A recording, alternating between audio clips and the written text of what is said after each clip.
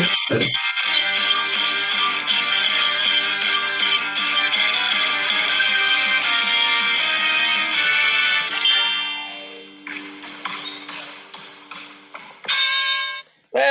welcome everyone. You're on the Marc Sports Talk with your host right here, Marc with a C. Welcome everybody. And I just want to remind you people, this is show number 178 in 178 consecutive weeks. You have to complete half of the sentence. You got to do that. It's amazing. 178. And we'll have a fabulous 200th show in a mere 22 weeks. So the numbers sound close, but still, it's 22 weeks away. That's like 5 months, right? All right. Yeah. How is everyone today? Pretty good. How are you, Mark? Good. Did everyone? Did you fast the entire holiday on Monday? No. No.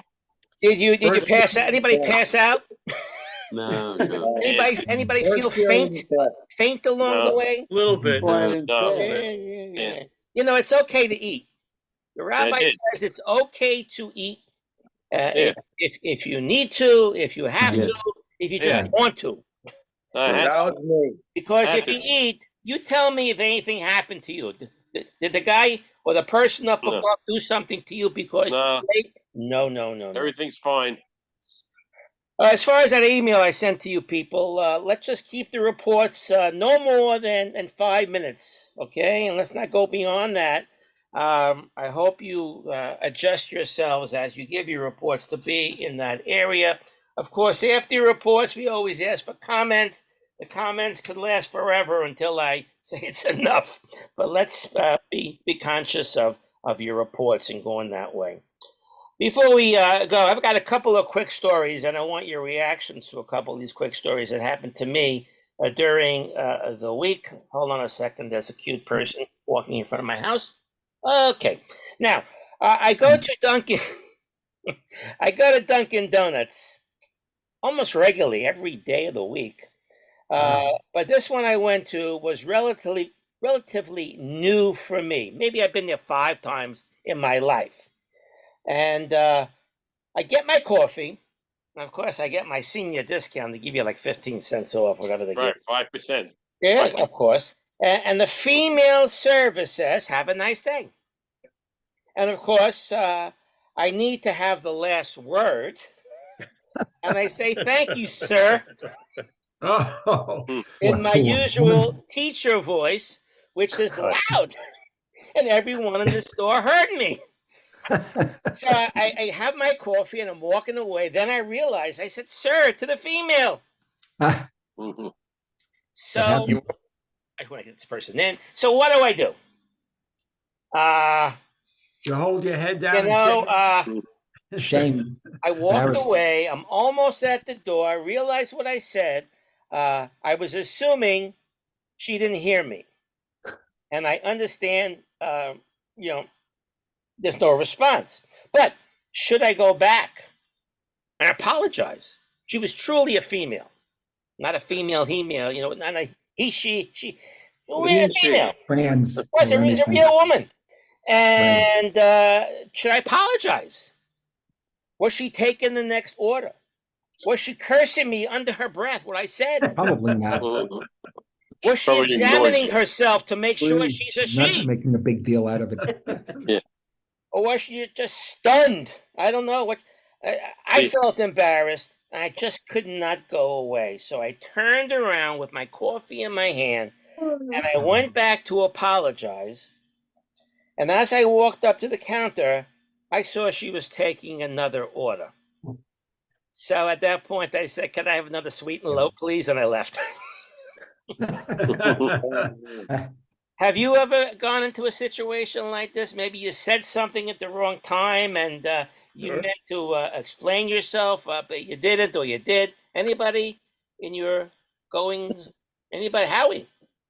Well, it's not as involved in that. I had taken Priscilla recently to the hospital for a procedure. And of course, it's early in the morning, went to the Starbucks, and I had coffee and a chocolate chip croissant, my favorite in the morning, Mm. heated. And the guy says, "Well, do you want any milk in your?" I said, "No, just black with sweet and low."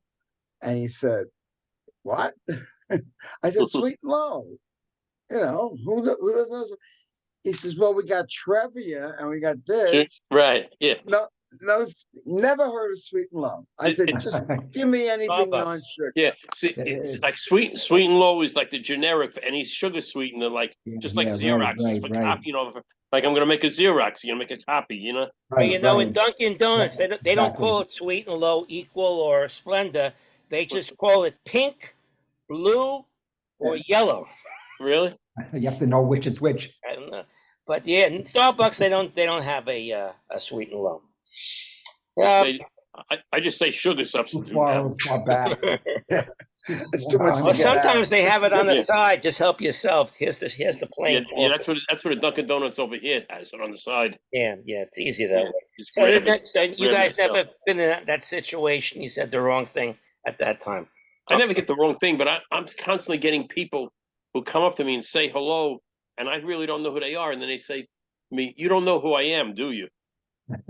And I've had that too. Hey, wait, I do that, but I wear a mask. I'm wearing That's a right. mask. That's right. The other day, I didn't know They who got in my recognize car. I thought it was I thought it was my wife. It was somebody else with a mask. Wow. Fred, Here's another quick story, and then we'll get to the sports. yeah, I got a bagel boss. I'm always going to place to eat, and I had to get lots of various cream cheeses, rainbow bagels for my granddaughters, and coffee. The cream cheeses, of course, were for the breakfast. The person helping me was a nice and caring, also another woman, but that has nothing to do with it. And she had a big, tremendous cross that she was wearing. Big cross. She totaled up my bill. I paid. And as I left, I said, Lashana Tova. I walked away. I felt a little stupid, you know. I knew but I guess she's been getting that all What the heck week, does you that know, in a mean? bagel store, you know. Yeah. I got a story, Mark, for you. Go ahead. Yesterday, my wife and I are at the Y. We're sitting at a table eating lunch, and the guy next across from me looks very familiar. I look at him. I say, "Is your name Gerald?" I said, "Yeah, it was actually, it was Gerald." I said, introduced to my wife. I said, "You're Gerald from the sports on Thursday, right?" We had never met in person You before. didn't recognize each other? No, we did. I recognized this guy. I said, "This guy's got looks just like Gerald Schwartz." I had to ask him. Gerald. You know what's funny about that story? Yesterday, we went out to the Neptune Diner. Yeah, I know. Gerald told me you haven't dinner. And Gerald actually told that story. Oh, yeah, did he?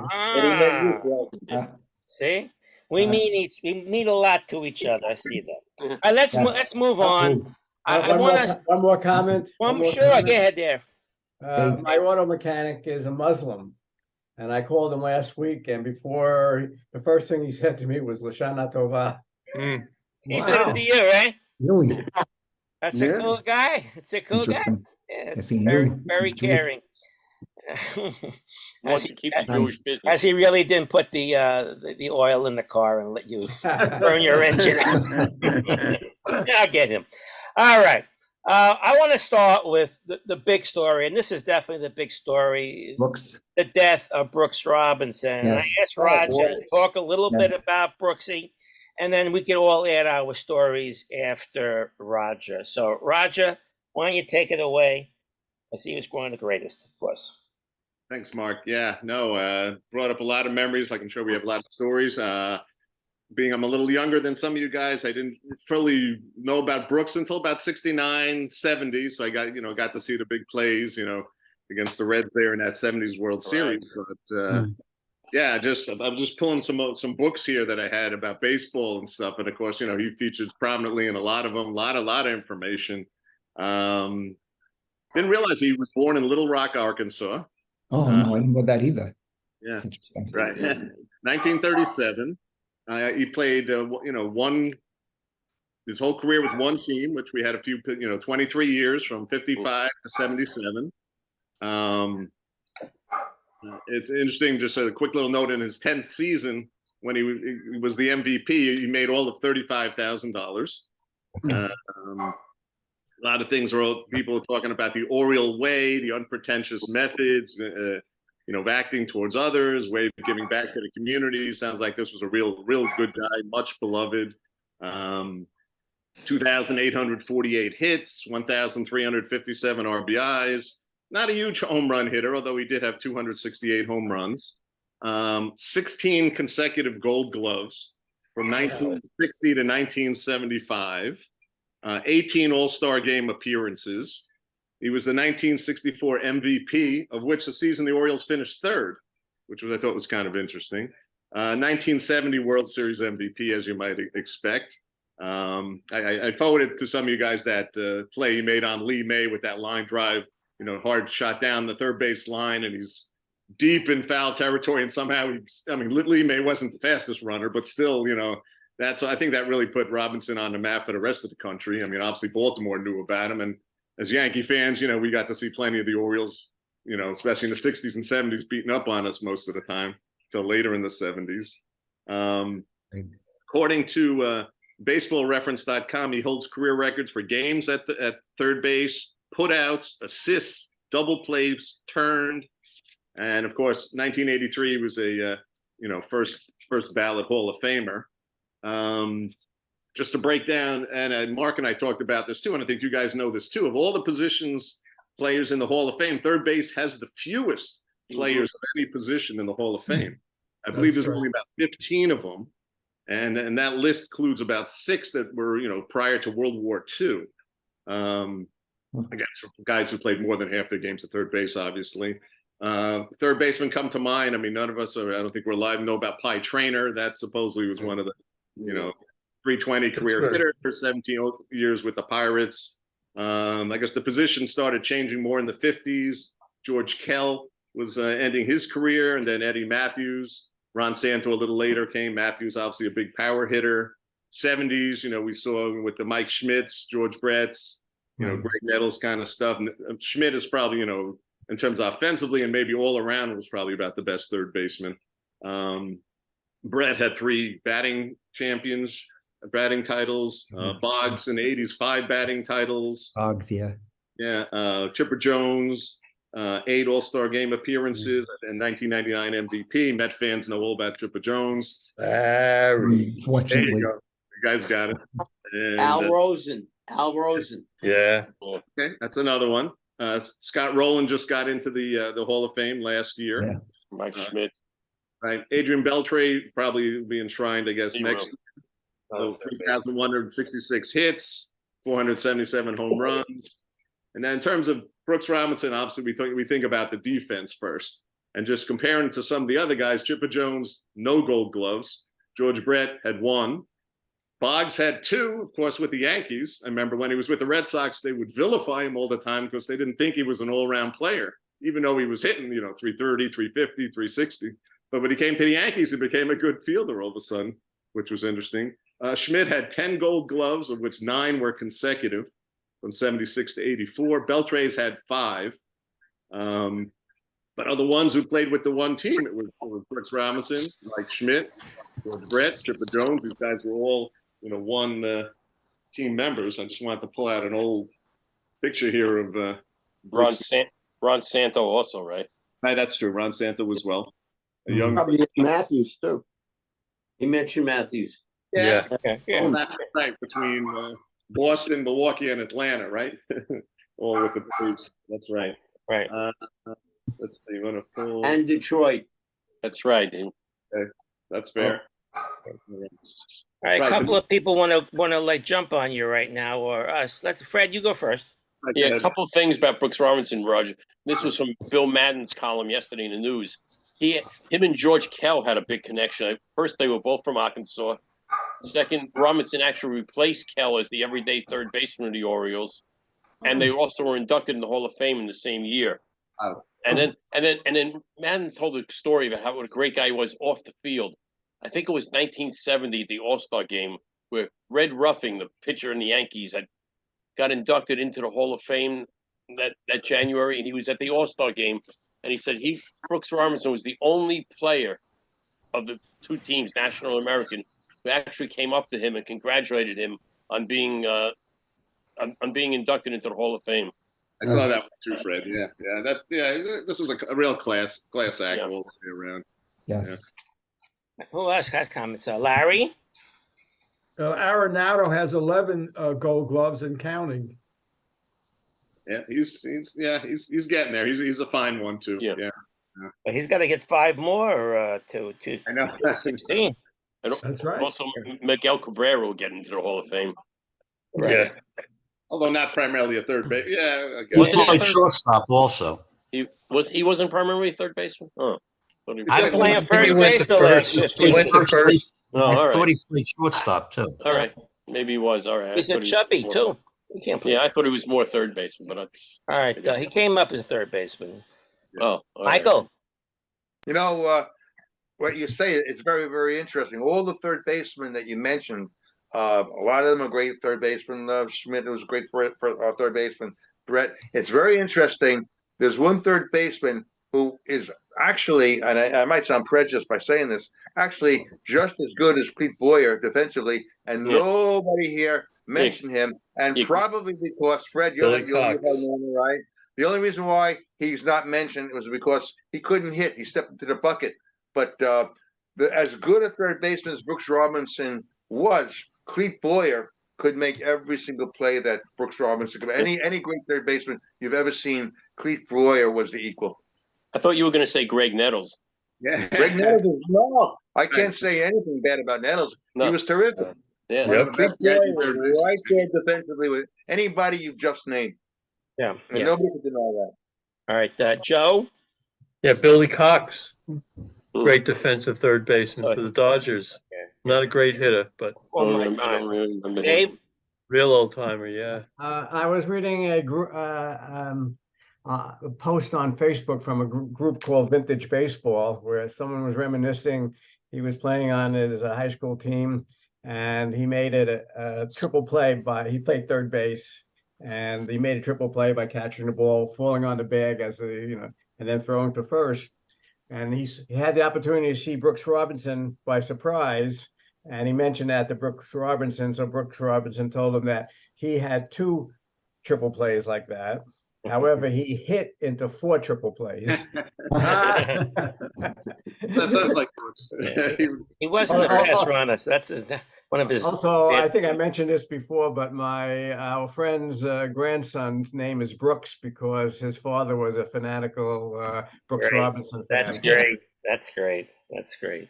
How come Brooks Robinson had a cutoff or a shortened helmet? Anyone? He said he thought it limited his vision, the regular helmet, so he cut it off. Right. It was so obvious, right? Yeah. So I remember in '64 when him and Ken Boyer were the MVPs in both leagues, both third basemen. Right. Then they came up with a Rawlings glove with the exact same glove. One had Brooks's autograph in it, and Ken had his name in it. So I had a Brooks Robinson glove from '64. Howie,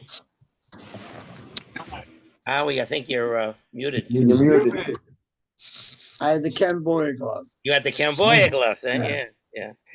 They were good gloves. I used it for a really long time. Yeah, me too. Yeah. Gerald. Just to go back to Cabrera. Defensively, he has played first base, third base, DH, left field, and right field. Yeah. I was wrong. Yeah. He might have played shortstop 1 inning in the game of his career, maybe. Could be. Maybe. All right. I heard Brooks had previously had prostate cancer. I wonder if that came back to bite him. How old was he? He was 86. So. 86. They didn't disclose the human vacuum cleaner. Right. No one else is going to have that name. He didn't hit for much of an average most of the time, but one year he was incredible. Yeah, I think they said his lifetime average was 267. Something Yeah. like that. Yeah. Yeah. Sounds great. And So him it'd be and pretty good Frank this year. Robinson, the Robinson boys teamed up. Yeah. Yeah. Especially when they played the Mets at 69.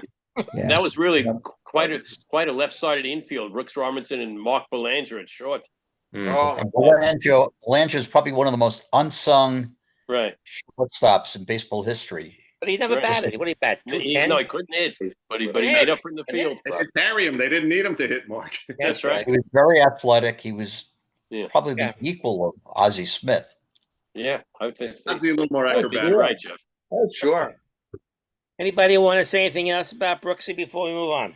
Brooks Robinson. You know what's funny though? But the 1970 World Series when he made all those plays, they kidding around. He says, nobody remembers that I made an error on the first ball hit to me in Game 1.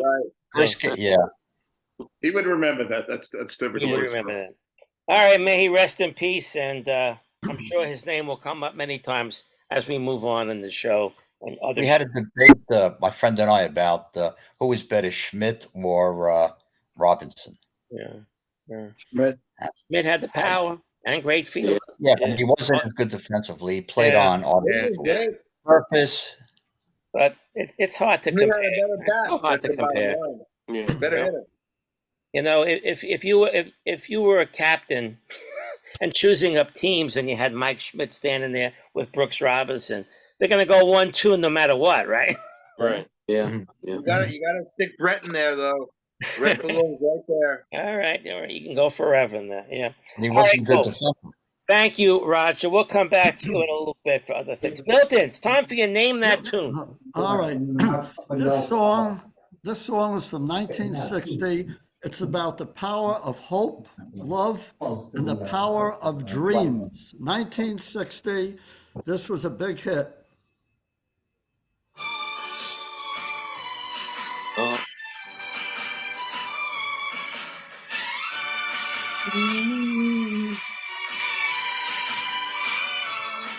Dreaming. Dreaming. I'm always dreaming.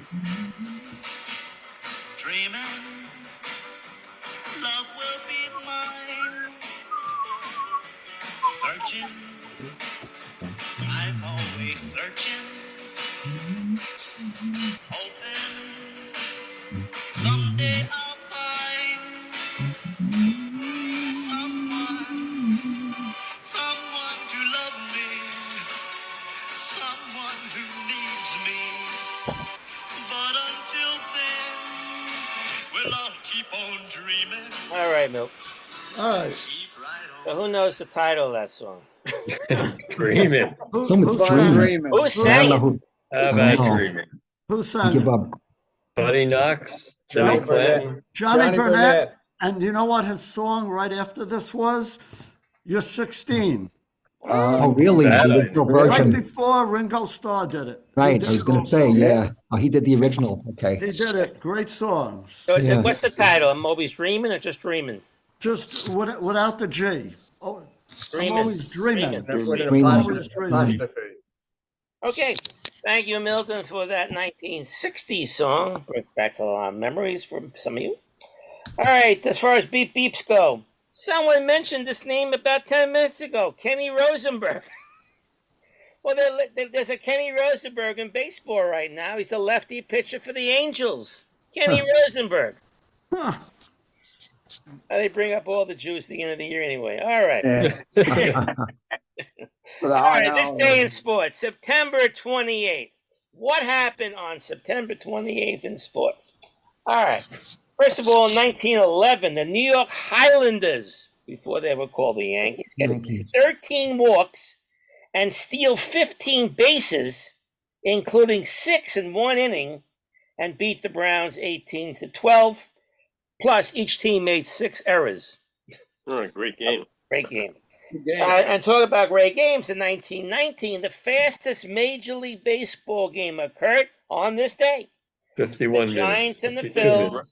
Right. Phils won 6-1 in 51 minutes. It's amazing that there were 7 runs scored and one team had 6. Well, remember, you can do games fast. There were no TV commercials. Exactly. They just go out there and the gloves waiting for them in the field, time. right? Yeah. They used to leave their glove in the field, To right? get get back on the field fast and just Yeah, in go through it. 2020, the 8 Chicago White Sox players are indicted by grand jury and charged with fixing the 1919 World Series, the Black Sox scandal. In 1930, Lou Gehrig had his 885 game errorless streak end. He must have made an error after 885. In 1938, a homer in the Gloman. You ever hear this one? Famous Gabby Hartnett. walk-off homer by Gabby Hartnett for the Cubs versus the Pirates. Darkness. Another story behind this? Something about Wrigley Field and darkness. No lights at Wrigley Field. And darkness. Darkness was coming. Gloaming, they call it. Gloaming, yeah. The Pirates were ahead, and it was down to the final games. They were behind. The Cubs were behind the Pirates in the standings, and this was going to be the last inning of the game. And if the game ended in a tie, it would be considered a tie, not a tie. We got to start all over again tomorrow, 0-0. Well, like I said, the umpires were set to call the game. They would have to play a doubleheader tomorrow if the game is called. There was no such thing as suspended games. Gabby Hartnett had an 0-2 count on him, and he connected off a guy named Mace Brown. That could be a trivia question one day. He launched it into darkness and then landed in left field bleachers. Fans stormed the field while Hartnett was circling the bases, and they escorted him to home plate. As a result of the win, the Cubs moved into first place and clinched the pennant 3 days later in St. Louis, and the Pirates ended 2 games back. Meanwhile, the Cubs were swept by the Yankees in the World Series for their 4th World Series loss in 10 years.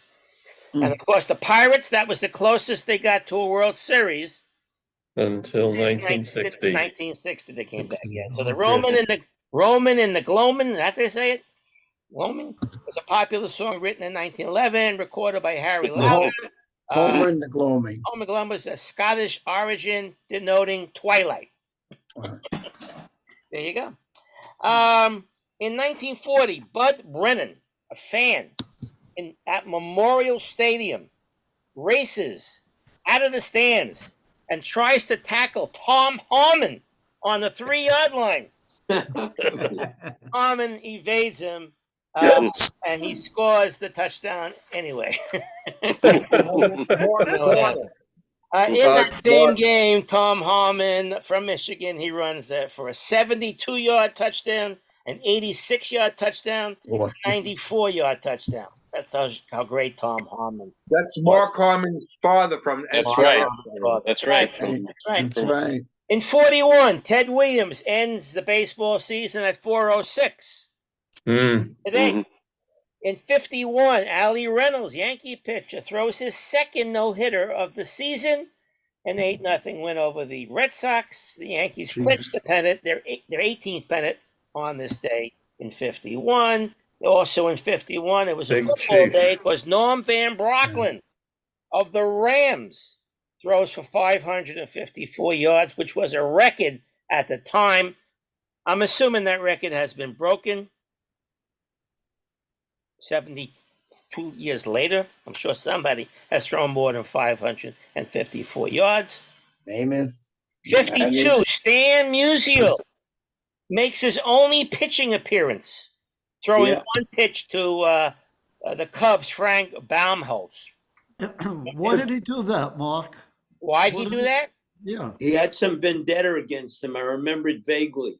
I don't know about that, but he threw only one pitch, and I think he maybe got him out. I don't think he came out of the game after one pitch, but they put him in the end of the season. Maybe he wanted a pitch, have it on his resume. In 55, the first World Series color TV broadcast on NBC was held, and the Yankees beat the Dodgers. In 76, Muhammad Ali beats Ken Norton in a 15-round decision, and he wins the WBA, WBC, and the ring heavyweight boxing titles. Remember, in those days, they're all the different organizations, and guys would have so many belts. In 79, on the same day, Larry Holmes beats Ernie Shavers by TKO in the 11th for a WBC Great fight. title. Okay. In 1984, here's a cool one. Cleveland Indians were down 10-0 to the Twins, but came all the way back and won 11-10. I would have been home already, but You had a game like that last weekend. Yeah. In 88, American athletes go 1, 2, and 3 in the 400-meter race at the Seoul Olympics. In 88, despite his totally dominating his sport for 14 years, Sergei Bubka, Ukrainian pole vaulter, wins his only Olympic gold medal at the Seoul Olympics. In 88, pitcher Dodgers Oral Hershiser today breaks former Don Drysdale's record of 59 consecutive scoreless innings. In 1993, Dennis Martinez becomes the seventh pitcher to win 100 games in each league. That'd be good for us one day to see who they are. Let's see. Also, in 95, the same Dennis Martinez, his fastball breaks Kirby Puckett's jaw. What becomes his final plate appearance. So, Wow. in 96, Yankees, Jim Leyritz, who was an infielder, outfielder, and catcher, becomes the second catcher to wear a hockey mask. That's what he wore, a hockey mask. In 96, this is the day Roberto Alomar is suspended only 5 games for spitting in the umpire's face. He only got 5 games. Remember that. And he actually did spit in his face. It's all in slow motion. In 2008. Seinfeld and Keith Hernandez. Yeah, that's right. The last game at Shea Stadium was today also. Oh, Was today. 2008. And in 2008 and 2022, Aaron Judge hits number 61, tying Roger Maris. And that's what happened on these dates. All right, Gerald. Here's something on Stan Musial and his only pitching appearance. The only major league pitching appearance of Musial's career occurred as a publicity stunt during the last Cardinals home game of the 1952 season. Manager Eddie Stanky had a reluctant Musial pitch to Frank Baumholtz, the runner-up to Musial for the best batting average in the National League that season. There you go. There you go. So that's cool. That's it. All right, let's move on. Sports Stories by Larry, sponsored by Jello Molds. I don't mean mold in the Jello, but Jello Molds. My story this week is entitled New York City Breakdancing Makes the 2024 Summer Olympics. Breakdancing is an athletic style of street dance that originated among the poor youth in the South Bronx of New York City during the early 1970s. It is often accompanied by hip hop, soul, or funk music. With the support of many organizations and independent competitions, it has grown into a worldwide sport. It features 4 kinds of athleticism. First, top rock, foot movement performed while standing to display an opening style. Second, down rock, performed with hands and feet on the ground and involves intricate movement combinations. Third, power moves, displays difficult spinning moves with hands and feet on the ground. And fourth and finally, freezes, a technique that involves halting all body motion in an acrobatic-like position that tests balancing ability. Meeting the standards of the Olympics Committee, breakdancing will make its debut as a medal sport at the 2024 Summer Olympics in Paris. That completes my story for this week. Who's got comments for Larry? Anybody want to say something about that? I think it's ridiculous that they're having Just one more reason not to watch the Olympics. I don't know. Well, this is for the youth, not for you and me. I don't know. Remember, you used to go to a bar mitzvah and they would have some people breakdancing. No one does that. Yeah. Unless they were hanging on the corner. Oh, if you go to a bar mitzvah, you'd see someone doing the Kazatsky. Yes. I've seen that. I've seen that. Now we're dating ourselves. Don't forget, in order to be to have a medal sport, you have to have a lot of this kind of thing going on in all the continents. All right. Yeah. All right. So thank you for that report, since nobody else wants to comment. All right, Michael, Yankees and Jets rants, sponsored by Broken Rubber Bands. Thank you. Thank you. Snap them. Well, first of all, I'm Put going them to say nothing about the quarterback because for a lot of reasons. But the Chiefs are 9.5 favorites, 9.5-point favorites, and believe it or not, I'm picking the Jets to cover. They must be so totally pissed off, and they're a good team. And I just cannot see the Jets not really going bananas on Sunday. So I'm picking the Jets to cover. I don't know if they could win that game, but at least to cover.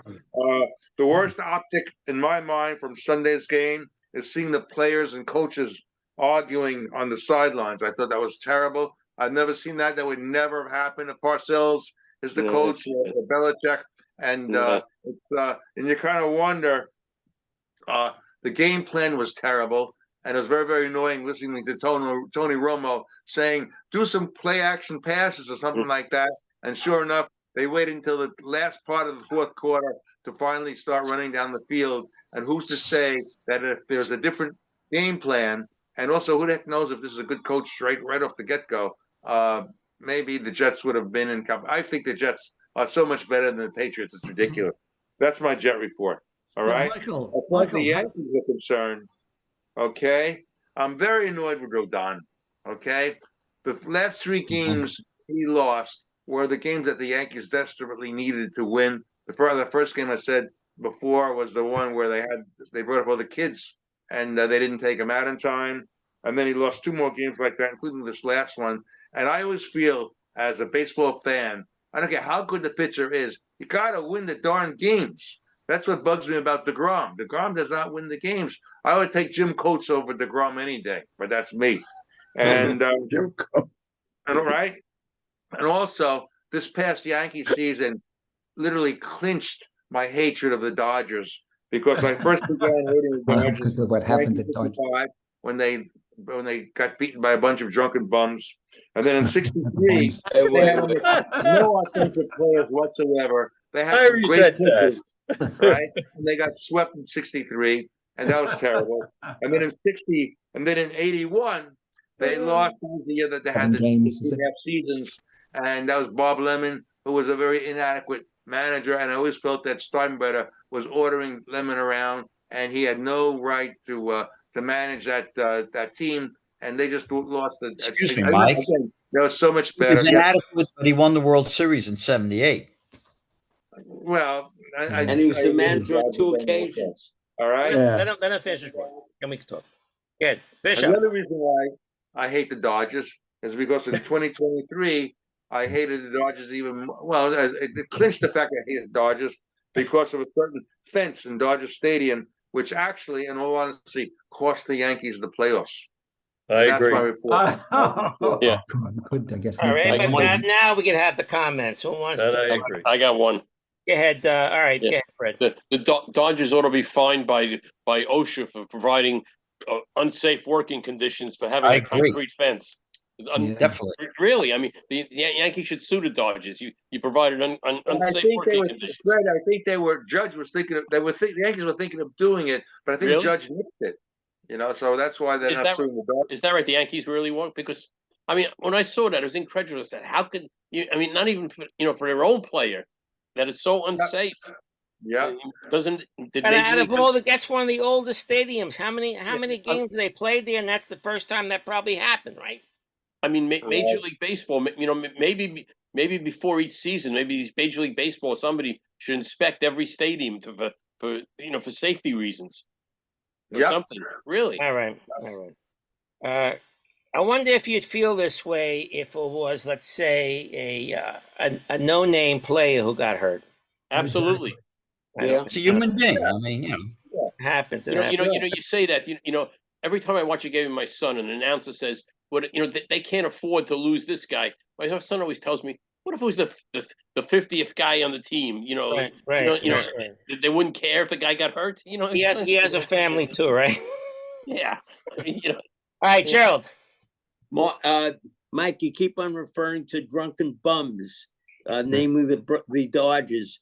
How about Billy Martin and Mickey Mantle? Where do they fit in regarding the bums? Stop. The Dodgers were drunken, but not bums. Gerald. The Anybody Dodgers else? were such a bunch of drunken bums that their star pitcher became the head of Alcoholics Anonymous. That was Don Newcomb, right? Those Yeah, guys were just Howie Could never beat the Yankees. Well, 2 points. Last night I was watching part of the Giant game, and who are they playing? The Padres. Padres. The right fielder went all the way. I don't know if it was Soto, all the way to the stands, the foul stands, which are covered with the netting, and he happened to hit where there's a pole that collects the netting. I mean, you can't. Sometimes you just can't stop this. I mean, right. I guess you can put padding on it. Yeah. I don't know. And the second thing about the Dodgers, and I'm a Giant fan. I don't hate the Dodgers. I respect them.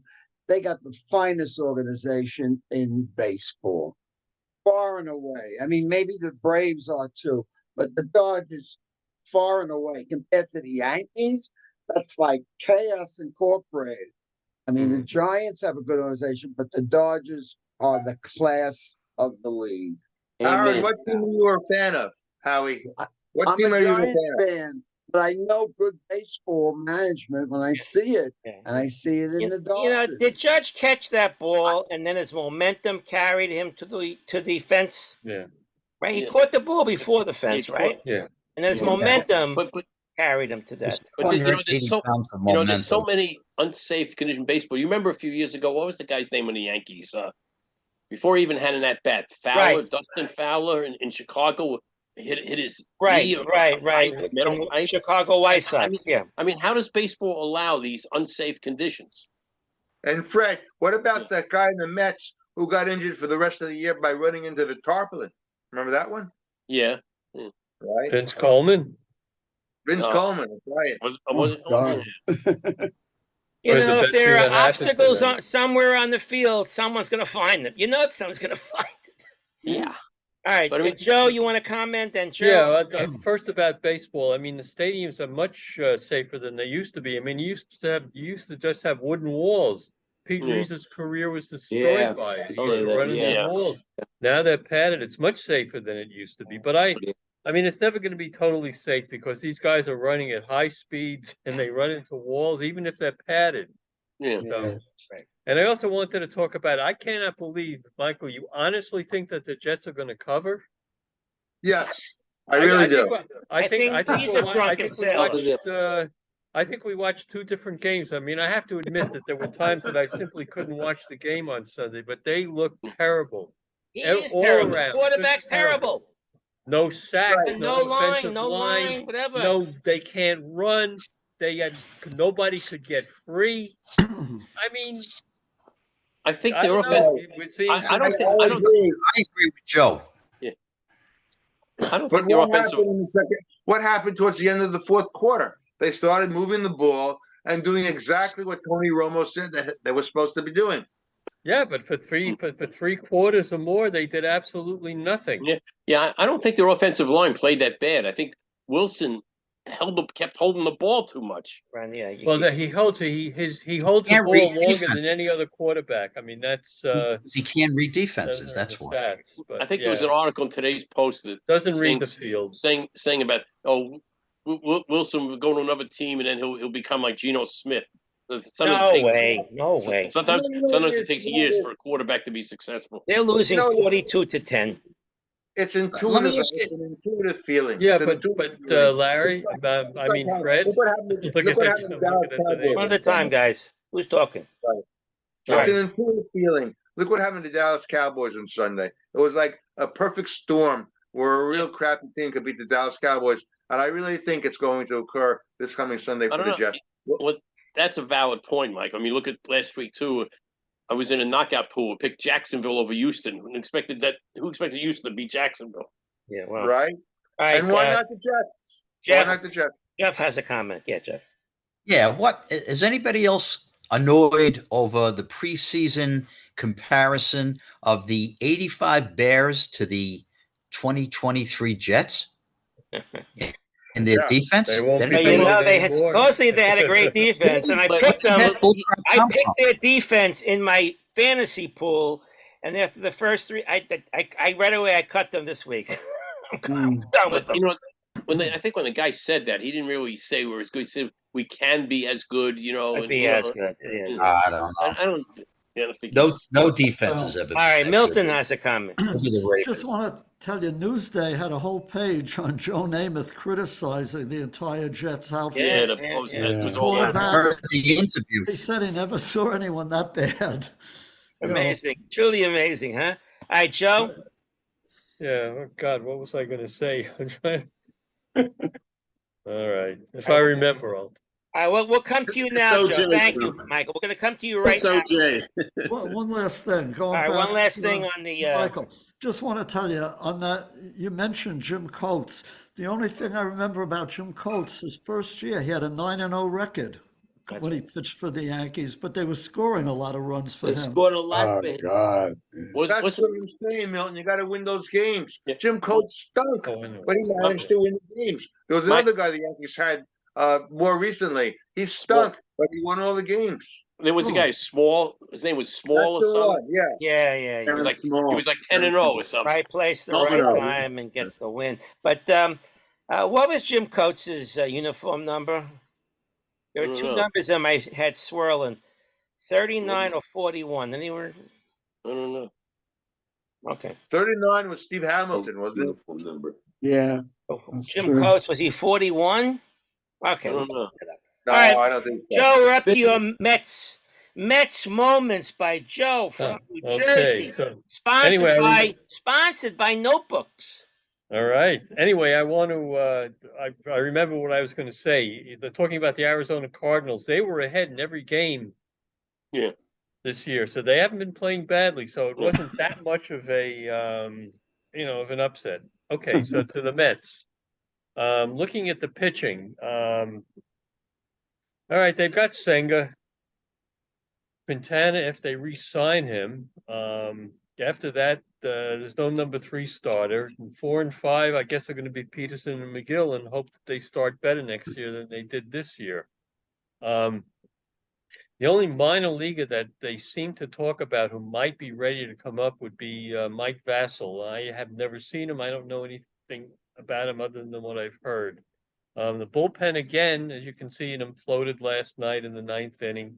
Game that they could have won, should have won.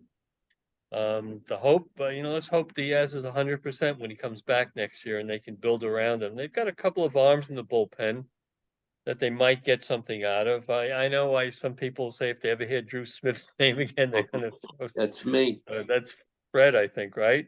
No, Gerald. I said that. Gerald, yeah. Gerald, So not me. we'll see. Smith, I think, has a lively enough farm. We'll see. Free agent pitchers, the only one that I can think of off the top of my head now is Snell, who looks like he's going to go for free agency, but he's 31.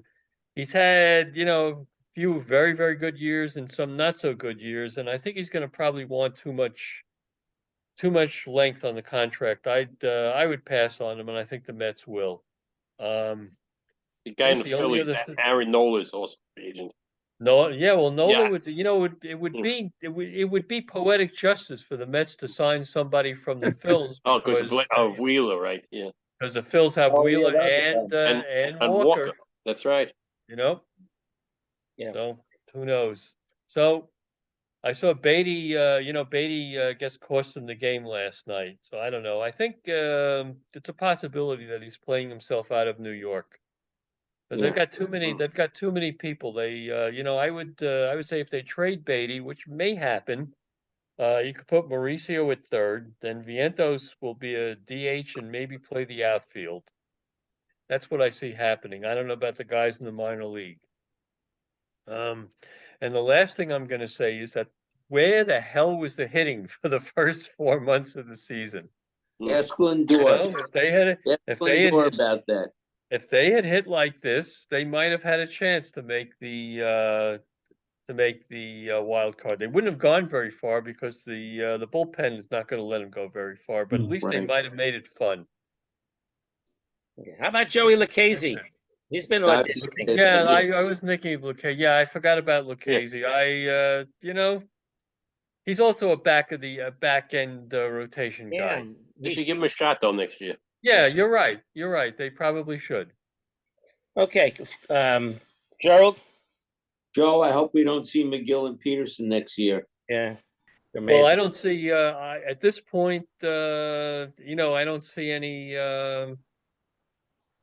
Yeah, I see them penciled in. They got a couple other guys in the minor leagues. So names I don't know. You keep reading how they're high on. I don't remember their names. He said Vassell. Yeah, I've heard of Yeah, him. Vassell is the only one I've really heard talked about a lot. Who may be ready for the majors. They might bring up. They had a guy named Matt Allen a few years ago. I don't know what he's doing. He was a big. I think he had another surgery. Yeah. I remember the name. All right, Michael.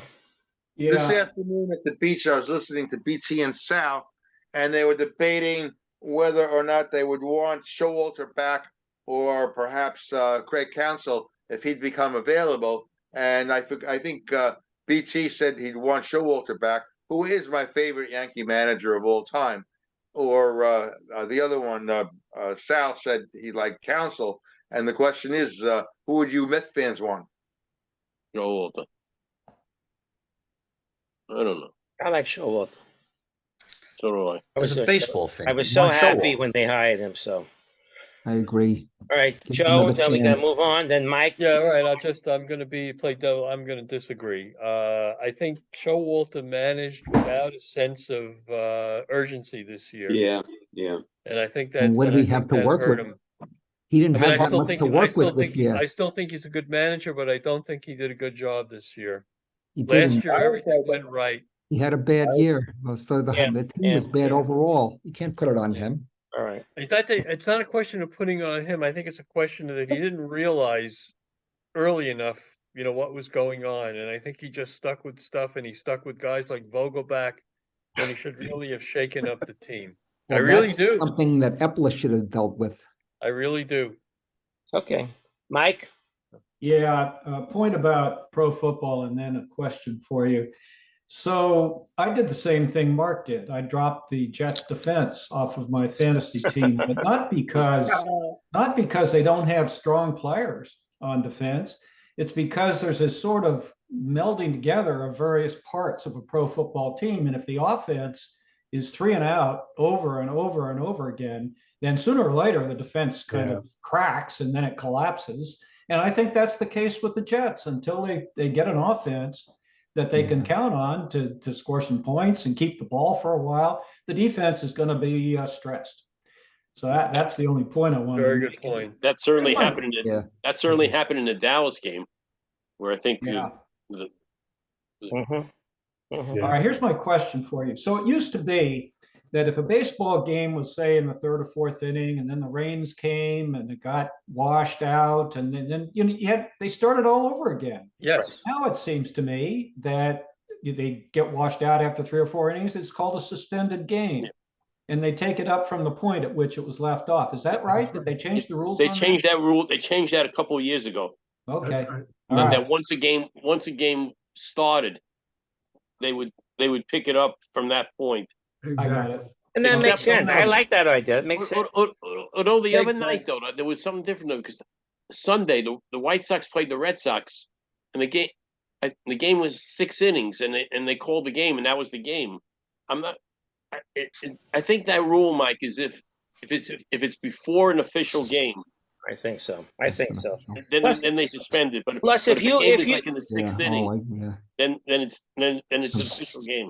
Yeah, years ago, if you had that situation and you had hit a home run, and the game got washed away, and you had to start from zero, from the 1st inning, those stats don't count. Yeah, right. Didn't Roger Maris count and continue over if you? Didn't Roger Maris lose a home run because of that? Yeah. You just said. Was the rain out? Yeah. Gerald. Prior to the 2020 season, if a regular season game was terminated early before becoming official, the results up to the point of the termination did not count, and the game was started over at a later date. But as part of MLB's health and safety protocols during the COVID-19 pandemic, all games cut short before becoming official were resumed at a later date rather than started all over from scratch during the 2020 campaign. So it's a COVID thing. That's the Ghost Runner, but the Ghost Runner stays forever. All right, let's move on. Thank you. That was Joe's story. Let's go on to Fred, your story, New York Giants stuff, if you have anything. Very short. Giants were half somewhat respectable against the 49ers. If they want to be a successful team, they got to keep teams off the field on third down. The 49ers could do whatever they wanted. 3rd and 12, 3rd and 15. Deebo Samuels killed them. Giants got to do a better job on that. And the Giants have to start throwing the ball down the field. They got all these wide receivers. They have to learn how to catch supposedly the ball. to stretch the chains. And, instead of them reacting to what the other defense is doing, throw the ball down the field. Let's score some points. And hopefully they can beat Seattle on Monday night. Well, they'll have a left tackle back. Monday night. That's right. Thomas is going to play. That's right. Michael? By the way, I just wanted to say I just finished reading that giant book about 1986, and it is one heck of a great book. I gotta get that book. And I really, anybody who's ever been a Giant fan, I really recommend it. Yeah, I gotta get that book. Stories about Bavaro, Sims, and how Parcells took care of his players. Really a very, very highly recommended book. What's that book called again? Once a Giant, Always a Giant. I think Gary Myers. There were a couple of excerpts in the Post and the News that had a couple of excerpts in that. It's really seems like a great book. All right. Yeah. I would like to read. All right, Howie. West Coast Report. You're sponsored by 3x5 index cards. Wow. Well, Hey, who was I sponsored by, Mark? Oh, you were sponsored by flashlights. Flashlights, all right. Flashlights. Well, giant pitcher and 8, right into Logan Webb, who won this week his second complete game. I think the leader in complete games is 5 for 3. That shows how much we've gone away from that. Webb's record with the Giants is 10 wins, 13 losses. He has a 3.25 ERA, which is about 5th in the league. He's pitched 216 innings, one of 3 pitchers, including Cole with 209 and Gallen with 203, who pitched over 200 innings. But apparently, he was opening up saying, I'm tired of losing. It's not enjoyable. It's not fun. We've got to make some big changes in here to really create that winning culture that we want to show up every single year and try to win the whole thing. Well, all the antenna perked up with the news reporters, and it led to several revelations in the clubhouse that were fairly eye-opening, including the fact that a good chunk of the roster is addicted to a Filipino card game known as Pusoy Dos. Pusoy Dos. Pusoy Dos. Pusoy Dos. The money quote came in an article by Andrew Baggity in Athletics. Other Giant players have attempted to bring professionalism to the clubhouse. They've been frustrated by the results. Now, these Giant players who are trying to bring professionalism are, of course, your ex-Met Wilmer Flores, a professional, ex-Yankee Thairo Estrada, young player, and Mike Yastrzemski. Among those who sought to refocus a clubhouse that include too many ho-hum reactions to losing, along with a near zealotry to Pusoy, a Filipino card game, at 4 people, a leader of the clubhouse, Doc Peterson, and some other Giant players appear to find more compelling than studying the night's opposing pitcher. So these guys are playing cards at the expense of working on their craft. I'm sure there are guys like that on every major league team, But the fact that seems to be widespread is a major issue. Also, the fact that a respected veteran like Jock Peterson, two-time world champion with two different teams, is mentioned by name is not a great sign. There were concerns specifically of playing music in the clubhouse after losses. Some Giant players noticed small but telling signs in the clubhouse this season. The blaring post-game victory playlist is a staple in most clubhouses. At some point, though, someone decided that it would be appropriate to play Bob Marley music in the clubhouse after losses. When's the last time you've heard music in a major league clubhouse after a loss? One Giant player granted anonymity in order to speak freely. I mean, you shouldn't hang your head for too long after a loss, but you shouldn't be okay with it either. Right. That's part of the problem in San Francisco. The applied message after losses is, don't worry about a thing, because everything is going to be all right. All right. Again, not great. Yeah. This was just came out a day or so ago. It's a bombshell, and it's going to hit the manager, Gabe Kapler, right in the the solar plexus. Yeah. There's something going on in Giant Clubhouse where players are not taking the game seriously, or there's a divide. What Jock Pearson is probably gone because this was his second year. He opted for in. By the way, Michael Conforto, Yankee fans and Met fans, Right. He's been released. is interested in opting out of his deal too. So look for Conforto. The thing is, this is not good. The other thing about the Giants is they have loads of young pitching, which they will have to use to try to get at least one, if not two hitters. If they're going to lose Peterson, that means they're going to need two hitters. The stuff that's coming out of San Diego is that Juan Soto may be available in a trade. Soto has one more year for $18 million for 2023 or 24, well, another 24, and then he'll be a free agent. And so they're looking to trade Soto. The Red Sox were mentioned, that the Red Sox would trade Rafael Devers, maybe, or somebody else, someone else, or not Devers, Alex Verdugo to the Padres. I don't know what the Padres are doing. I don't know if they're creating space. They don't know what they're doing either. To sign Ohtani. I mean, I have all the faith in the world in the manager, Bob Melvin. The team basically really underperformed due to injury and just bad stuff. The only thing else I got is Ohtani. Anyway, West Coast team. But I hear Chicago's mentioned, Boston, and I hear the Mets are mentioned. Actually, I just heard the Mets mentioned. Going to the Dodgers. Padres may be reluctant to trade Soto to a team within the division. Yeah. I see Soto going to an American League team, maybe the Yankees. I know, but they have to. Time will tell. Yep.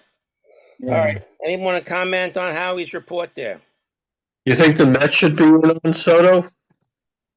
Yes, for sure. Oh, yes. Yeah. What they have to give up. Yeah. Milton, you wanted to comment?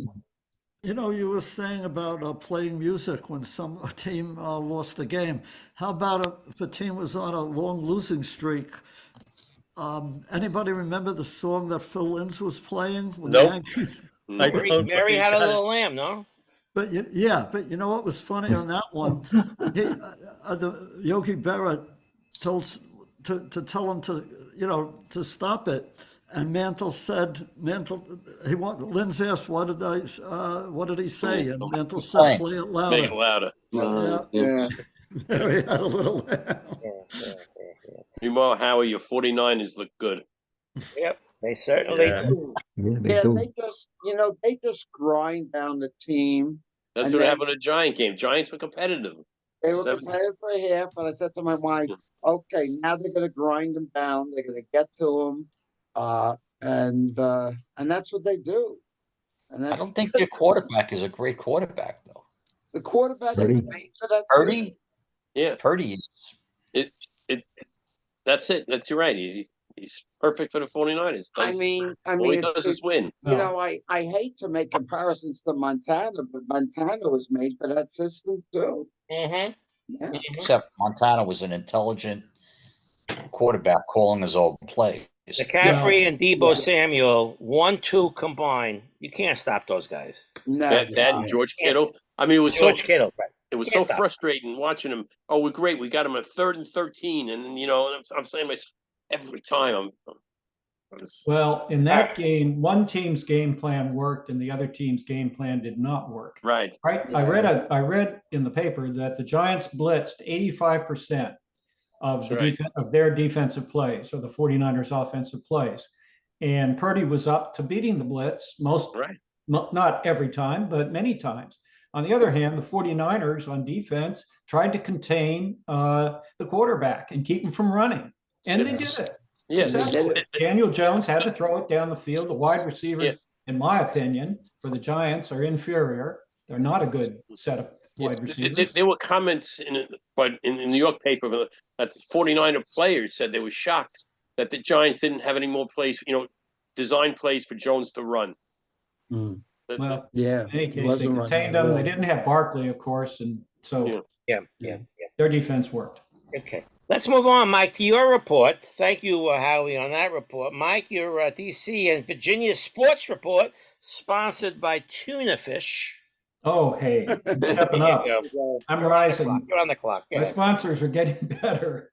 Chuck White. This is a lot better than rats. Let's put it that way. Okay, so the mood in D.C. in this area is subdued, I think we could say. The Washington Nationals set a target of winning 70 games. They set this target recently, of course, and they have not been able to accomplish it yet. We are at 69 with about 3 games to go, I think. So they're hopeful, but they're in Atlanta, so nothing is certain here.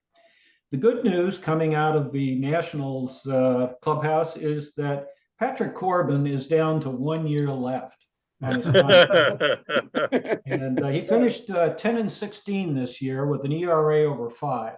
Not many teams that would keep starting a guy with those statistics, but in any case, he ate up innings, you could say that.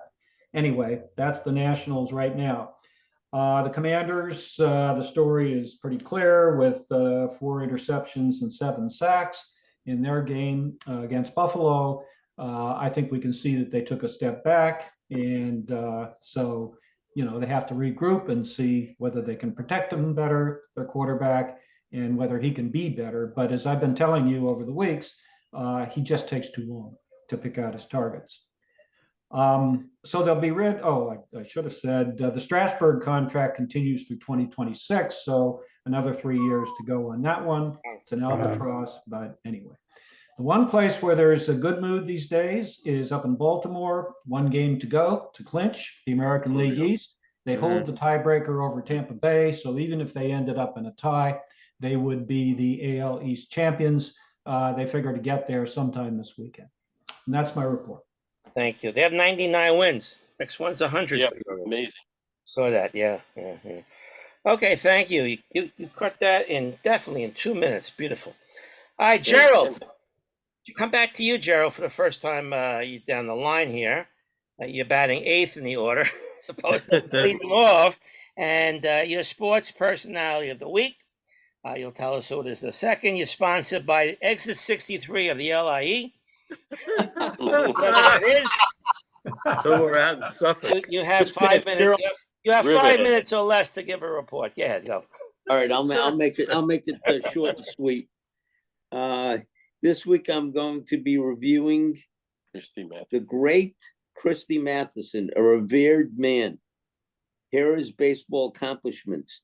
In his 17-year career as a baseball pitcher, his career statistics included a 2.13 ERA with a career won and loss record of 373 and 188. His pitching repertoire included a fastball, curve, and screwball. He won 30 or more 3 consecutive seasons and 20 or more 12 consecutive seasons. Set the modern day National League records with 37 victories in the season and 373 victories in a career. Virtually his entire career was spent with the New York Giants. In 1936, he was one of 5 of the first inductees into the Hall of Fame. The others were Ty Cobb, Walter Johnson, Babe Ruth, and Honus Wagner. That's pretty good company.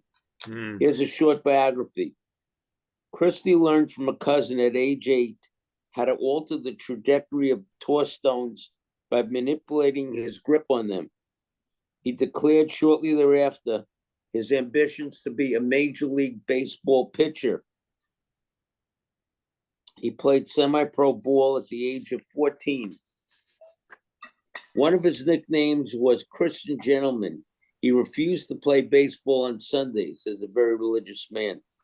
He attended Bucknell University from 1898 to 1901. He was a very good student who joined the Glee Club, band, and 2 literary societies. He was also the class president in his junior year. In addition, he pitched for the baseball team, played center for the basketball team, and was the first string fullback, punter, and drop kicker for the football team. I wonder what he did in his spare time. He authored several books and wrote a play. And here's the best about him. In 1918, as World War I raged, he enlisted in the U.S. Army against his wife's wishes, and he had no military obligation at age 38 and became a captain. He was assigned to a chemical weapons unit. Ty Cobb was a member of that unit, and that unit was housed in France. He was accidentally exposed to toxic material, specifically mustard gas. He contracted tuberculosis and died 7 years later at age 47.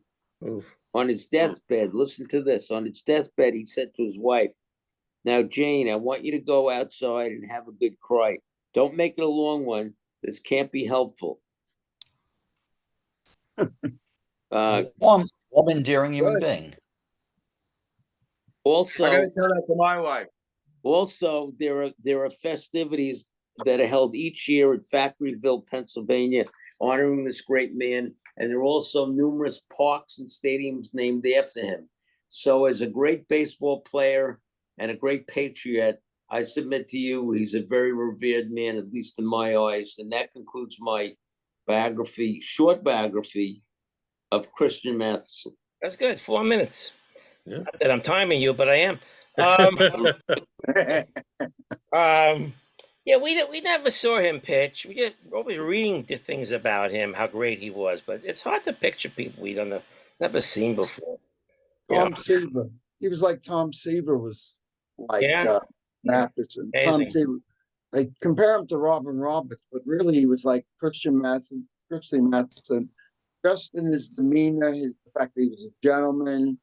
It was like he was reborn. Yeah. Absolutely. What was his real name? Not Christy. What was his real name? I think it was Christy. What name's a baby Christy? Christopher? Well, the woman. Back in like 1900, wherever he pitched. Let me look it up. All right, just curious. Think about the number of games he won and lost, and then look at his repertoire: fastball, curveball, screwball. You know what the screwball does to your elbow? Right. And he lasted that long. Lasted that long, yeah. That is phenomenal. His name was around like this. What do you got? His What's his name? Screwball. His name was Christopher, just for the record. Christopher. Okay. So Chris. All right. Thank you on Christy Mathewson. We'll look forward to your biography next week of somebody else. Actually, you'll tell me during the week, so I'll have it in my notes. Okay. All right, we're up to Roger, called Rogers Roundup in baseball. As you know, like you guys who are on that link, Roger is nonstop, 24 hours. Yeah, I know. With the sports highlight of the minute. Roger Jesse News Network. You have a sponsor finally, and your sponsor this week is Weeds. Weeds. Okay. Weed. Some of the weeds are colorful, I guess, Mark. I know. What do you have anything for us? Baseball. Yeah, couple of quick things. Yeah, no, not 24/7. I do sleep a little bit, but He does sleep. You guys probably saw last night. Favorite Acuña is the first member of the 40-70 club. Yes. It still bothers me, even with Judge. You got your best players trying to steal bases and going head first. I'm still not a fan of it. So, I mean, I don't know how many bases DiMaggio stole. I'm guessing not too many, probably. But I know it's a different era, but it's a little dangerous with your best players trying to steal bases, especially head first. I mean, but yeah, my pet peeve. Judge was the first Yankee in the season, had 3 homers in a game twice. Unfortunately, the Yankees missed the playoffs for the first time since 2016. Twins clinched their 3rd AL Central title in 5 years. They're going to host the wild card series. Knocked out first round. Even with a bad season by Korea, So Right. Brewers clinched the NL Central for the 3rd time in 6 years. Miguel Cabrera tied Mel Ott the other night with his 511th home run. So he's just adding to his impressive resume. And you told us that. That's great. Yeah. And Senga, as Joe alluded to it before, reached 200 strikeouts. So that's impressive. Hopefully First season. Yep. And for the Mets, even Lindor was a 30-30 man this year, believe it or not. So 30-30-30. I think he had 30 doubles also. Oh, I didn't know that. So that's just some of the highlights for the past week in baseball. Reference that. Thank you, Wainwright Roger. retired. Comments, anybody? Yeah, just Wainwright retired. That was an event. Right. Big one. Yeah. Previously got his 200. He said, I've thrown my last pitch. He could have pitched over the weekend, but he backed out. Met fans will not forget him anytime soon. No. Gerald. Oh, Roger, sorry for bringing that up. Roger, I agree with you 1,000% about the head first slide. I cannot comprehend why teams do not insist that base stealers and others slide legs first. I don't get it. I don't understand. I know maybe they think for control or whatever, but it's very dangerous, Roger, as you indicate, no question. The first one I remember, well, Rose was the first one I remember doing it, but he seemed to do it differently, right? He would kind of hit him in his chest when he was almost like airborne. He would just break your legs and other parts. I mean, he was maybe built better for it. I don't know, but yeah, I don't like it. But I don't know. I guess it's here to stay. If you're running to a base and you want to get there instinctively, if you can do it, you dive. Even though they say it's faster not to dive, but you dive. Yeah, but your hands could be spiked. Yeah. All right, thank you, Roger, and we'll give you a new sponsor next week, hopefully. Thank you, Mark. The Metsies, by losing last Thursday, assured themselves to finish below 500, which they will be, and it's the 5th year out of the last 7 that they've finished below 500. And by losing on Friday, they were guaranteed, of course, not to make the playoffs in any way possible. So they're playing out the schedule. The other people, besides Francisco Lindor on the Mets, to be 30-30, and now he has the other 30 with the doubles, but the steals and the home runs, who knows? Strawberry, I think. Strawberry, I believe. David Wright. David Wright and Howard Johnson. Oh, yeah, right. Yeah. And the Stevie Cohen apologized to the Marlins over the weekend about the wet field. Yeah. That game was going to be on Tuesday. And the Mets did not cover the field the entire weekend. With all the rain we had last weekend, for some reason the field was not covered, and then it deemed to be unsafe to play on. And of course, it should have been covered, and they could have played the game, forcing them to play a doubleheader the following day. Yesterday, It was nice to see that the Mets picked up Anthony Kay again after 10 years. I think he's back up with the team now. He pitched on Sunday, I think. That's right. Lefty pitcher, went to Stony Brook, then went to Ward Melville High School, the same school as Steven Matz, drafted by the Mets, and then I think he chose to go back to college. He chose to go to college. I think they drafted him out of high school, and he didn't. Yeah, sign. He didn't want to go yet. Yeah. Then he was eventually in the Marcus Stroman trade. Right. And then trade to the Cubs and released and picked by the Mets. I always liked them for one reason or another. The Yankees need one win, I think, over the weekend to finish above 500. Right? Yeah, tonight. I think they're at 81 now. Right? They're 81 wins now, I believe. Yeah. Maybe they'll win tonight. They need one more. And Garrett Cole obviously is going to be your Cy Young. What a game he pitched yesterday! Oh, it's tremendous. What a game! A 2-hit. And the Blue Jays. The Blue Jays are in the playoffs, right? Or they're very close. Then I don't think they've clinched yet. They look like a very good team, you know. Seattle. Very good damage. And how come? This is a good question. How come the Yankees were rained out of? Was it Saturday's game and rescheduled for Monday? Yep. What do you mean? On Yom Kippur. Yep. In New York. In New York. They did have 41,000 people there. Yeah, I know. No, Funny part about it, right? No, you know why it said 41,000? That's him. The ticket sold for the first game. My son told me. My son was there. He said they had like 400 people there. Oh. It was empty. So that's terrible to announce. That's really false. Whatever. No, they always go by ticket sales because it's the rainout game of Saturday's game. So they now that 41,000 would have been the tickets sold for Saturday's game. Yeah. And you could have used that ticket Monday, but nobody did. Why schedule on Yom Kippur? You know, Jewish. The game was important for Arizona, though. You know the reason? That's right. They didn't want to have Arizona play a doubleheader on Sunday. And they're not coming back to New York. And the weather wasn't good on Sunday either, if you remember.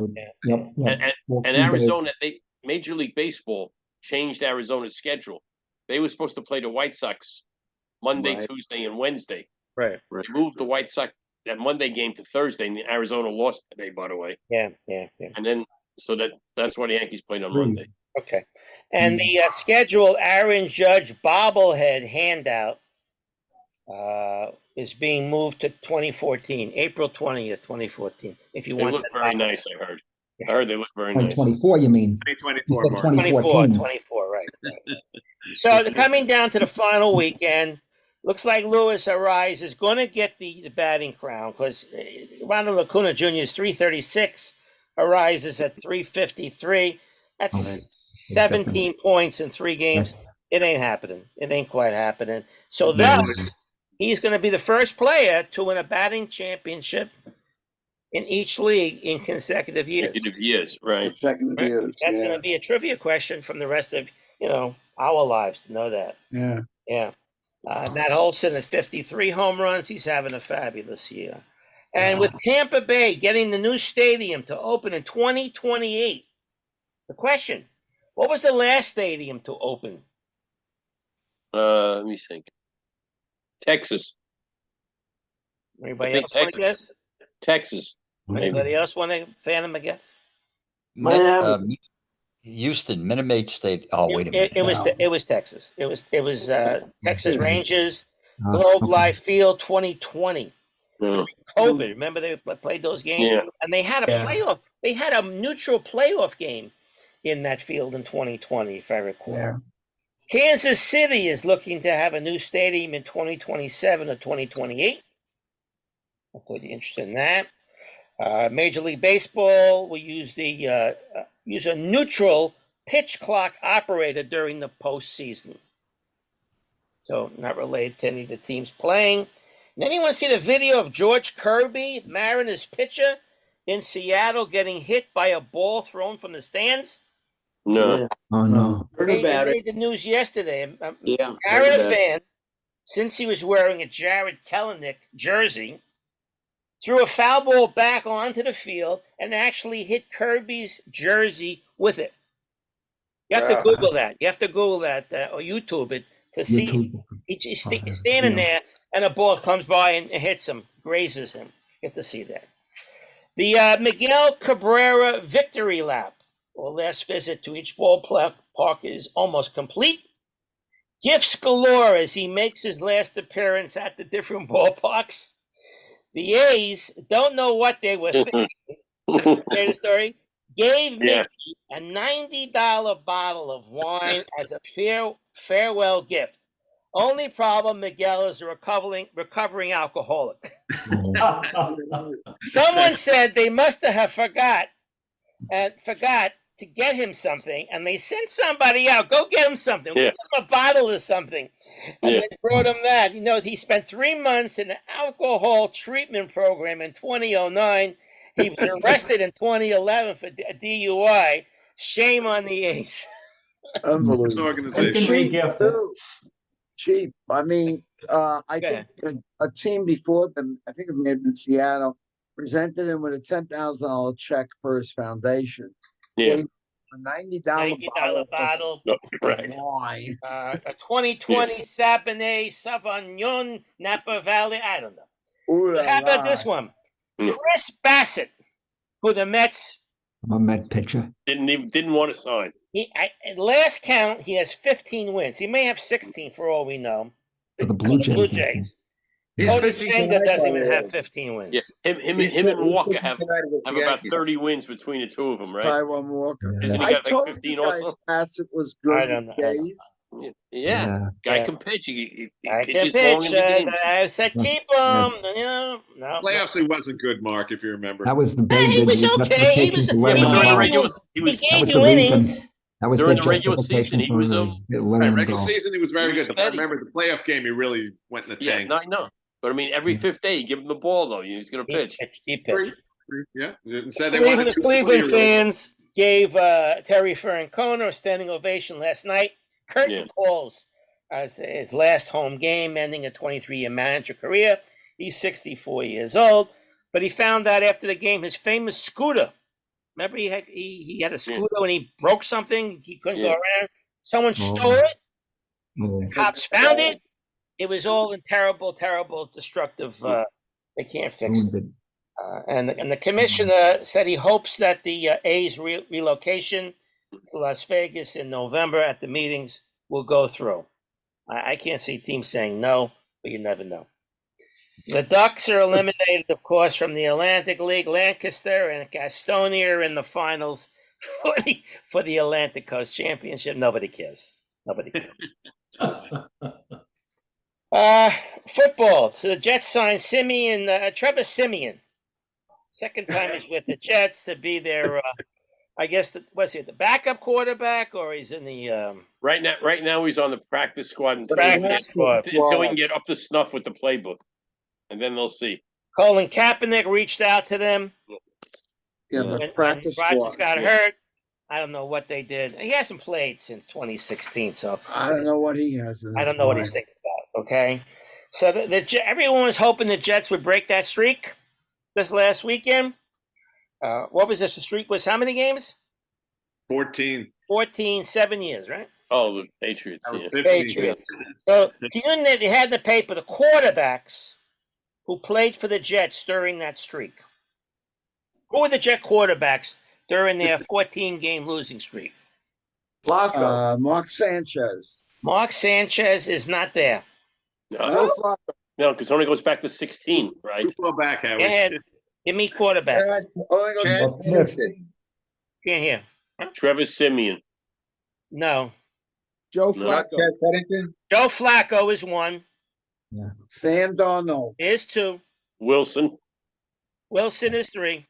McMahon. No. McMahon. What's his name? Kirkpatrick? Fitzpatrick. Fitzpatrick. Ryan Fitzpatrick from from Harvard. Harvard. Yeah. Hey, you said Donald? Yeah. Donald, we said. Josh McGowan. Oh yeah. Oh yeah. Bryce Petty. They gave him a start a couple. Bryce Petty. They Oh gave yeah, I him a start a remember couple. him. And a guy named Luke Falk, Falk. Oh yeah, he started like 2 games for them from Washington And the State. Patriots, during their 7-year winning streak, had 3 quarterbacks. Besides Mac Jones, Brady, and the third one was hard. Bledsoe. No. Oh, was Did this rookie start last year? The guy from Western Hoyer Kentucky, or Garofalo? Zappy, Zuppy. No, he wasn't. It was Cam Newton. Cam Newton. He was on the Patriots? Yeah. He was a starter for a year. I don't remember that. Yeah. What It time? was a good year Too to successful. not So to listen to remember. this. Mac So Jones. when Miami beat Denver, that 70-20 Yeah. score, and of course they had a chance to be the all-time record for points, and he didn't do that. So Atua Tagliaviola, that's how to pronounce it. You know what his real first name is? What? You have a pencil. It's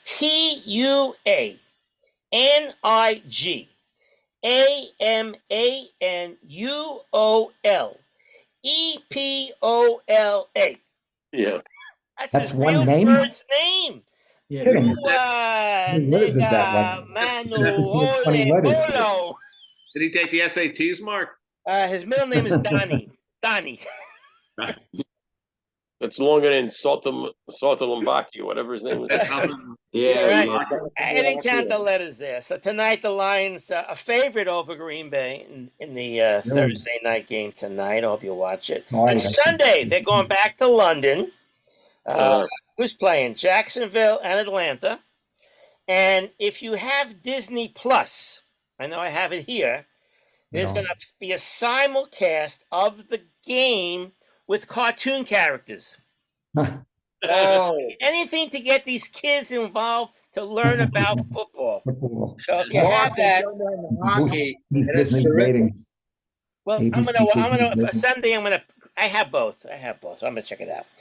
And you heard about the Travis Kelce jersey sales have jumped 400% over Taylor Swift appearance last Sunday.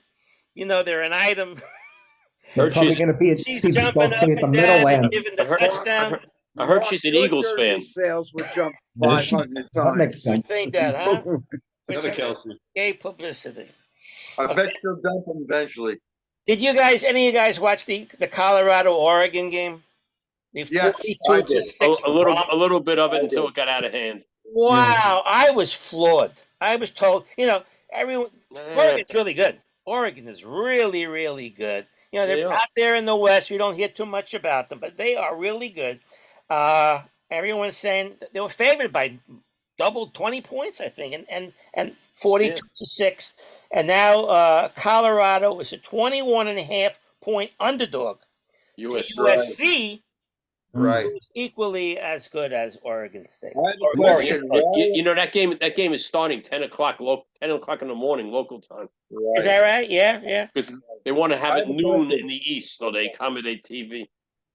Mark, why is the Oregon football team called the Ducks? No, I want somebody. there must be ducks in the area. I don't know. Yeah, Oregon State is called what? Oregon State is called the Beavers. The Beavers. I think that's the state animal, I believe. But with Coach Prime Sanders, Dion, and his 2 sons, Shador and Shiloh. Shador is the quarterback. Shiloh's the defensive back. But they're talking about turning pro next year, and Dion says, no. You're going to stay in college with me. We'll see who has the last word on that one. But did you see the Ohio State Notre Dame game? Yeah. I hate Ohio State. I just hate Ohio State. 10 men on the field. Don't you name 10 men on the field, the crucial part of the game. Last play of the game, Ohio State scores a touchdown and wins the game.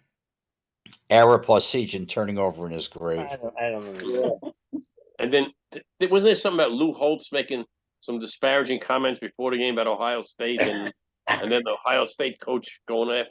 going off after the game. I don't know. Yeah. But a Haley von Voorhees, Voorhis, Voorhees, Haley Yeah. von Voorhees became the first woman college football player to appear at a non-kicking position when she lined up as a safety for Shenandoah University. Where's that?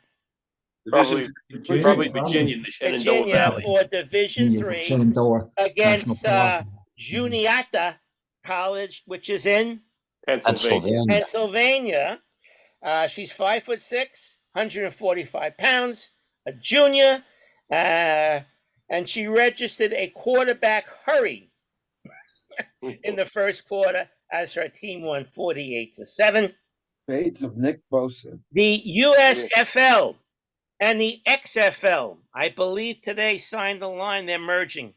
Okay. The two spring football leagues are merging into one. Okay, I didn't get to any basketball stuff. Any basketball stuff besides The Damon trade? Lillard trade, that big trade yesterday. Tell us real quick and we'll move on. Go ahead. Okay, three-team trade. In a nutshell, Damon Lillard's going to Milwaukee, and DeAndre Ayton's going to Portland, along with Drew Holiday, who they expect to trade. And this sort of answers Giannis's quest when he told Milwaukee, "I'm not going to guarantee that I'm going to re-sign until I see that you guys are serious about continuing to try to win." And Lillard will bring great offense, but his defense is suspect. But it still makes Milwaukee probably the best team in the East right now. Didn't Drew Holiday go to Phoenix, Fred? No, he went to Portland. Yeah. Phoenix got Grayson Allen, and it's in the paper. Yusuf Nurkic, Nasir Little, and Keon Johnson. And Grayson Allen from Milwaukee, yeah.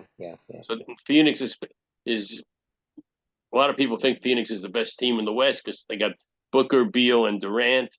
But I'm sure Golden State will have something to say about that. Yeah.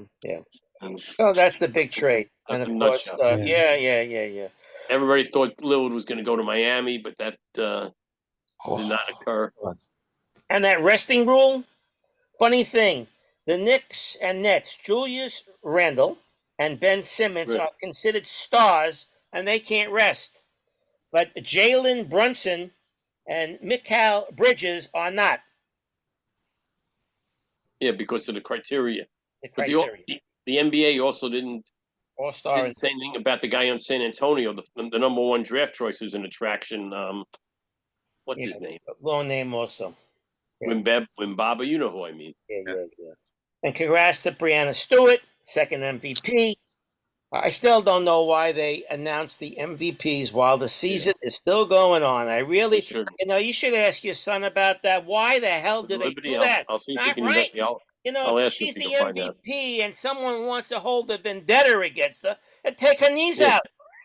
Well, actually, the team they're playing, Connecticut, I was reading the paper, they had a player who the team is very upset that she didn't win, not the MVP, but also didn't win the best defensive player in the WNBA.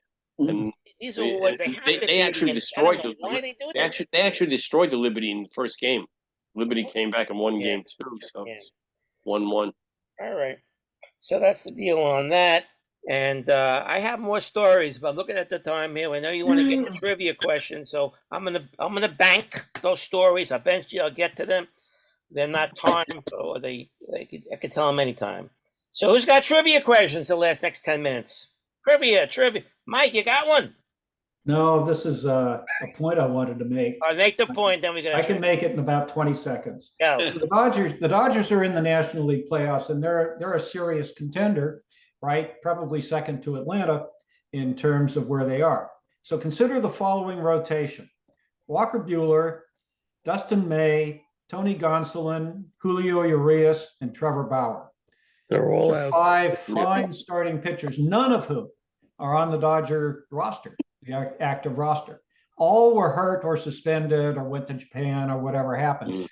And so it underlines the point Howard made earlier. This is a fabulous organization. Yes. They could still be there after those losses. Also Gavin Lux, as far as that goes. Right.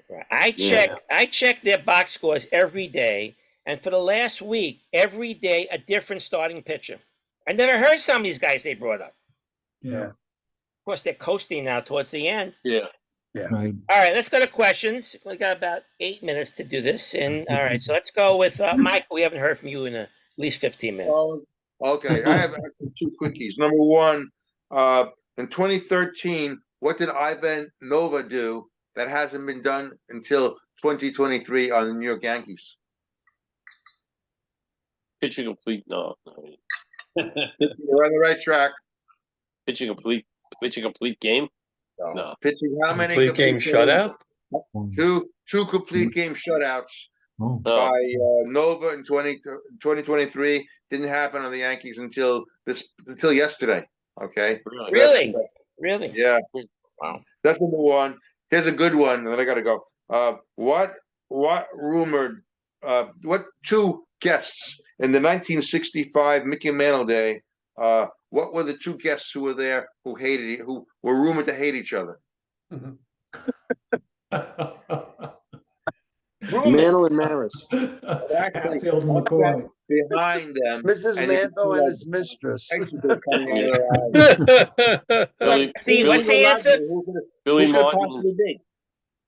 Who? We don't hear the answer. And why was it rumored that they hate each other? Who? We didn't hear names. All right. Who were the two people? Two people, right? You give up? Everybody gives up? We give up. Yeah. Kennedy and Fritz Peterson. And no, Joe DiMaggio. And why was it rumored that they hated each other? Wait, DiMaggio and who? Joe DiMaggio and Bobby Kennedy. Bobby Kennedy.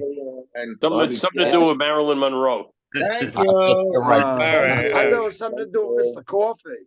Who else has a question? Sports question. All right, what do you got, Fred? Who was the first pitcher in the National League to record 50 saves in a season? One season. That Trevor Dodger? Hoffman. A Dodger?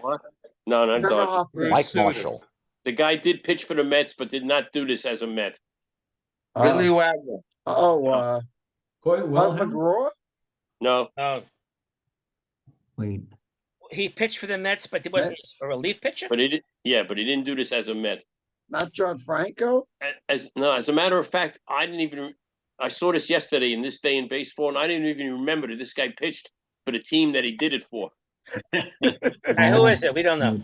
Randy Myers did it with the Cubs in 1993. I don't even remember him as a Cub. Yeah, right. He went to the Reds. Why didn't he do that as a Met? He was a relief pitcher as a Met. He never got to 50 saves. Yeah, Oh, that's a lot of saves, Mark. I was just saying. I thought you'd say he didn't relief. No, 50 saves. Relief. All right, another question. What we got?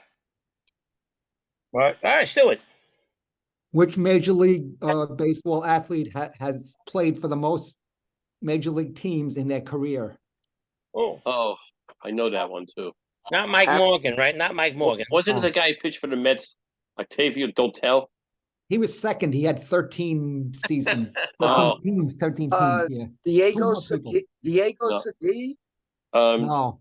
Jack. I didn't see his name on there. Edwin Jackson. Edwin Jackson. Edwin Jackson. You're right. I remember. 14 teams. Yeah. And then also Rich Hill, 13. Yeah. Rich Hill, 13 teams. He still pitches. Used to be Mike Morgan years ago. Mike Morgan. Yeah. Right. Journeyman pitchers, yeah. Who was the last Cleveland Indians pitcher, I say Indians, to win 20 games in a season in the 20th century? So you got to go back to like last century. So who was the last Indian Cleveland pitcher to win 20? I know. Big guy. Very. Oh my God. It's Early win? No, it happened in 1974. 74. Initials? Sam McDowell. Initials GP. GP. Perry? Gaylord Perry? Gaylord Perry. Sure. He was I don't remember him on the Indians. Yeah. Paid the Rams. They pitched on the same team as his brother, Jim Perry. Yeah, I thought it was a bit. Was the Jim pitched for the Minnesota, but I think early days he pitched on Cleveland. Yeah, you're right. Oh, that was in the 60s. All right, who else has a question? Look at you guys, like no questions. You don't come prepared. I should grade you. No, you're not prepared. Who was the All first right. black? Keeps it Who was the talking. first black Chicago Cub? African American. Ernie Banks. Ernie Banks. Ernie Banks. Ernie Banks. All right, I got one. What number did Honus Wagner wear? Didn't No wear number. a number. They didn't have him. Got a number. What number? The answer's a number here. 33. I don't know why. If he had no number, I don't know what 33 means. Okay, next. Who goes? Fred, I got question? one. All right. Who was the first player to have the 40-40 club, 40 home runs, 40 stolen bases in a season? Bobby Bonds. Canseco. I would have said. Canseco. Right. Jose Canseco was right. Canseco. DAs. Anybody Right. else?